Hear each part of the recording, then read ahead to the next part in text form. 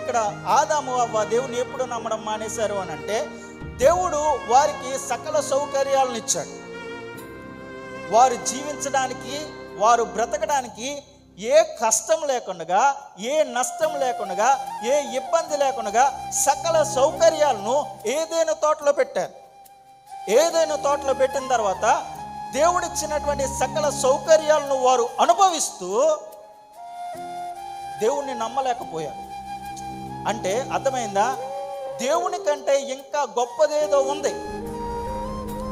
సాతానుడు వచ్చి దేవుడు మిమ్మల్ని తినొద్దన్నాడా, దేవుడు ఇది మిమ్మల్ని తినొద్దన్నాడా, మీరు ఇది తిన్న దినమున మీరు దేవునిలాగా మారిపోతారు, మీకు కళ్ళు తెరవబడతాయి, మీరు దేవదూతలు అయిపోతారు, మీరు దేవుని కంటే గొప్ప వాళ్ళు అయిపోతారు అనే మాట ఎప్పుడైతే వినిపించిందో, ఈ సమృద్ధి కంటే ఆ సమృద్ధి ఇంకా గొప్పదని